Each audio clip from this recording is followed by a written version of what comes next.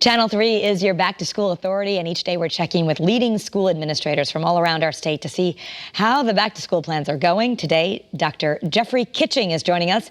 He is the Executive Director of EdAdvance. That's one of Connecticut's 6 regional service centers serving students and teachers and the communities in Litchfield and Upper Fairfield counties. Thank you so much, Doctor, for being with us. My pleasure. So tell us a little bit about EdAdvance and your mission. I know you help some of the kids who actually need a little extra support. Right. So EdAdvance, as you said, is one of the 6 regional centers in the state. And we provide really, what I tell people is anything school districts need, we can provide for them. And it's really our mission to collaborate with districts and come up with high quality solutions that are more cost effective regionally. So we provide, on the operational side, food service, van transportation, on the educational side, professional learning, teaching in special education programs, we provide across the region. So anything school districts need, we're their partner regionally to make that happen. And right now, I imagine school districts need a lot. There's a little bit of gray of what's going on now that we're heading back to school and with the Delta variant and questions about that. What can you tell us right now for certain about what school is going to look like? I think school is going to look a lot like it has in September every other year. One of the benefits of my job is I get to participate and connect with the 24 superintendents in my region and superintendents across the state. I sit in on their meetings, I meet with them individually, and I can tell you the thought, the time, the effort, the expertise that they've brought to bear over the last 18 months through the pandemic, and especially, over this summer to prepare for school. I think kids and families, I know kids and families will be in the best of hands with the educators they'll meet at the school doors in a few weeks. And, yes, there will be bumps along the road and there will be issues around masks and vaccinations, but the administrators, the teachers, are ready. And I know the kids are ready too. So I think it's going to be exciting and it's going to be beneficial to kids and families. I really want to get to something that's pretty exciting. You have something really unique you're working on, this incredible center where it's going to be great for teachers, but kids are actually going to go and learn things like cooking or dancing or other life skills. Right. So absolutely. We were fortunate late in the spring to partner with CES, one of the other RESCs in Connecticut that covers Lower Fairfield County, to purchase a facility that offers just a variety of unique learning spaces.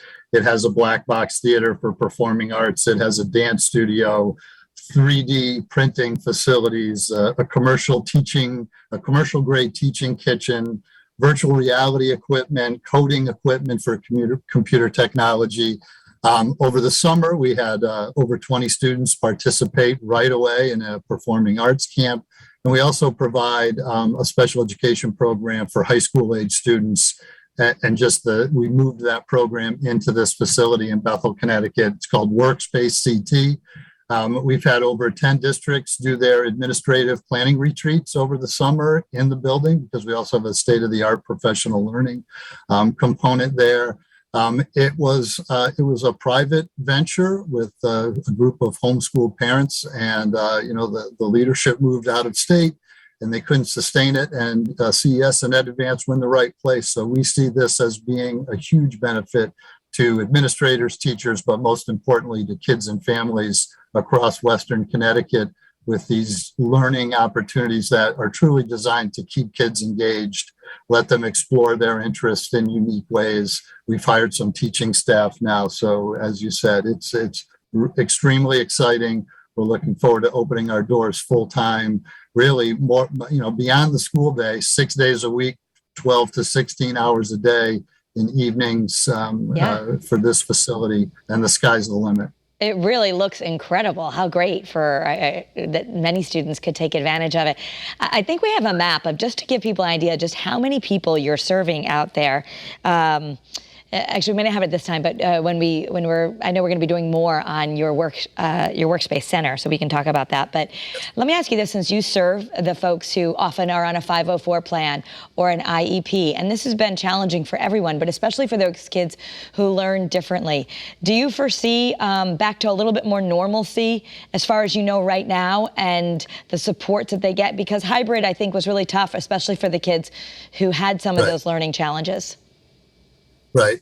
Yeah. And it's important to note too that, throughout last school year, all of our alternate programs that serve kids with special needs stayed open to some degree of in-person instruction throughout the school year. And as you mentioned, specifically for students with special needs with IEPs or 504 plans, that in-person connection with certified staff and well-trained staff is critical. But I think, what specifically Workspace has to offer is just another catch to really re-engage kids and get kids excited about learning. And we saw that in our summer program. Every single student that finished the year in June signed up again for summer school, which for high school kids, as you know, is not always easy to convince high school kids that summer school is a great opportunity. And being in and out of the building all year and seeing, the different opportunities they had. So we're hopeful that, coming out of the pandemic and getting back to in-person setting, and leveraging the opportunity to use the technologies that we had to use during remote learning as well, to just augment instead of being kind of that sole educational tool. Dr. Jeffrey Kitching, thank you so much for coming on and sharing a little bit about what back to school is going to be like with you. Thank you so much. Absolutely. My pleasure. Thank you for having me.